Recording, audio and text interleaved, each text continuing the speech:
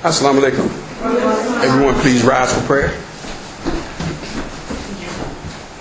Facing the east, which is in this direction, hands outstretched as if you're going to receive a gift, and follow me silently in the Muslim prayer. Allah is the greatest, Allah is the greatest, Allah is the greatest, Allah is the greatest. Surely I've turned myself to thee, O Allah, being upright to he who originated the heavens and the earth, and I'm not of the polytheists. Surely my prayers and my sacrifice, my life and my death are all for Allah, the Lord of the worlds. No associate has he, and of this I am commanded, for I am of those who submit.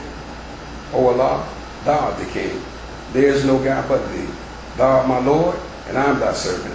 And I bear witness that none deserves to be worshipped besides thee, who came to us in the person of Master Farad Muhammad, to whom all holy praises are ever due. O Allah, I have been greatly unjust to myself, and I confess my faults. So grant me protection against all of my faults, as none can grant protection against faults but thee. And O Allah, please guide me to the best of morals, as none can guide to the best of morals but thee. And keep me free of the evil and indecent morals, as none can keep me free of evil and indecent morals but thee. And O Allah, please make Messenger Elijah Muhammad successful, and make we, the true followers of Messenger Elijah Muhammad, successful, here in the wilderness of North America, as thou did make Abraham successful, and the true followers of Abraham successful. For surely thou art praised and magnified in our midst. And O Allah, bless Messenger Elijah Muhammad, and bless we the true followers of Messenger Elijah Muhammad, here in the wilderness of North America, as thou did bless Abraham, and the true followers of Abraham. For surely thou art praised and magnified in our midst. O Allah, will help us in thy cause, by way of thy divine messenger. Please grant to us success. Ameen. You may be seated. I want to say that I'm pleased that you made it out today to Muhammad's Temple of Islam, especially the younger. I'm excited, and I don't want you to think for one moment that I don't appreciate everyone. But the success of a nation hinges a lot on its young. And, you know, as we grow in belief, we have to understand that none of us can be what we are forever. Am I right or wrong? So we have to be thinking of ways that we're going to pass the baton to the next person that's coming in line.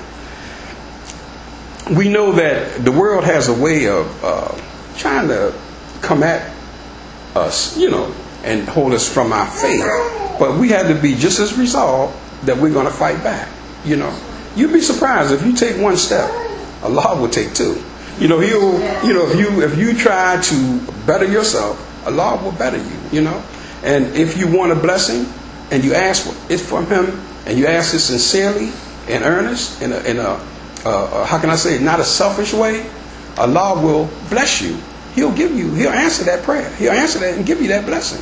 Well, here at Muhammad's Temple of Islam, we've been going through a trial for quite some time. Remember, in this city, no one was standing for the messenger. Most of us, you know, especially those here, were pretty much born Muslim. You know, you're not converts. You're not like we had to reach out and get someone and convert them to the faith. You were born Muslim. And what we have today is an all-out assault on the messenger's way of teaching Islam. We have many people that want to be, how can I say it, the rulers over the messenger's teachings. But they don't want to submit to the confines or the structure that the messenger put in place. Do y'all follow me? Yes, sir. Okay. So our fight is not to give up. And our fight is to look and see all that we can do to see to it that the messenger's program is preserved. You know, it's many, many more of us. Am I right or wrong? Right, sir. So many more of us. And we have to understand that we are needed. We are needed at Muhammad's Temple of Islam. You know, if not me, you have to say to yourself, then who? Do you see? Because we believe that man is God. Am I right?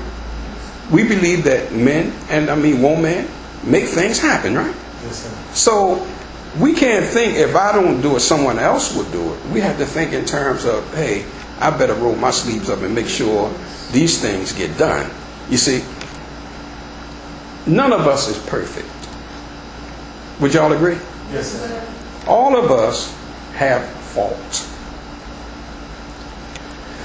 And we need to confess our faults, to Allah and ask Him to guide us. You see, we're going to all make mistakes. It's nobody going to go through life and not make mistakes. Would y'all agree? Yes, sir. The thing is, even with the mistakes that we have made at Muhammad's Temple of Islam with our people, the members and believers, it's still a light case compared to many other places that's claiming the message and saying they're temples. It's a very light case. Do you understand what I'm saying? They run far more amok than you have. At least you had guidelines that kept you in some framework that helped you. So I just want the believer to understand that we're in a nasty fight, if you will, to protect and preserve the messenger's teachings. If we're not careful, someone else will be running them, and the lost found won't have a prayer. You see, you have to understand that the messenger, he didn't expect everyone to believe this. In fact, the messenger taught more people would not believe this than would believe it. Do you see what I'm saying? Some people the cares of the world, the joys of life out, they're like that. And they're willing to compromise their religion for the joys of life. But what I say to you is this: don't compromise it. Do all you can do in yourself to remain as faithful to your religion as you can. I already said, you're going to make mistakes. Do you all agree? Yes, sir. You're going to do it. But never let it come out of your mind that, hey, I'm a Muslim. I'm a follower of the most honorable Elijah Muhammad. I have principles and I have things that I have to live by. And hold your ground. And you'll find that you'll be that much better for taking that position. Do you see where I'm at? Here today, we've been blessed so much.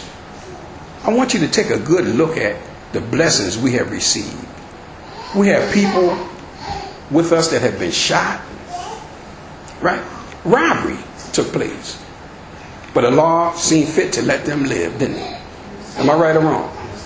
We've had people that was accosted, right? Pounced upon, hurt, beaten. Allah seen fit to let them live and let them come forward as good Muslims. Am I right? So much. We had this nasty fire, but Allah sees fit to let us continue on. We've been plagued with laziness at many times, of people who just got lazy, and some just didn't want to help, had another ulterior motive anyway, But we were plagued with these kinds of things. Am I right? Yes, sir. But Allah seen fit to let us achieve what we're after anyway. We should thank Allah when He enters into our life and He purges us. That's what's happening to the temple. It's being purged. Because when you're purged, you get a purification of the soul. Do you hear what I'm saying? When you are tried by these things and hit with these things, you get a purification of the soul. And it lets you know that you definitely are with a true and living God. One day you have nothing, right? You're trying to figure what you're going to do next because it looks bleak and bad. Next day Allah makes a way. Am I right? You look and, hey, it's no problem at all. I'm good again. Am I right? Allah does this for us. You see, when Allah is for you, can no one be against you? That's right. You hear what I'm saying? When Allah is for you, trust me, you're going to be the winner. But remember, there are many things, many forces that come against the righteous. Don't think you're going to believe Islam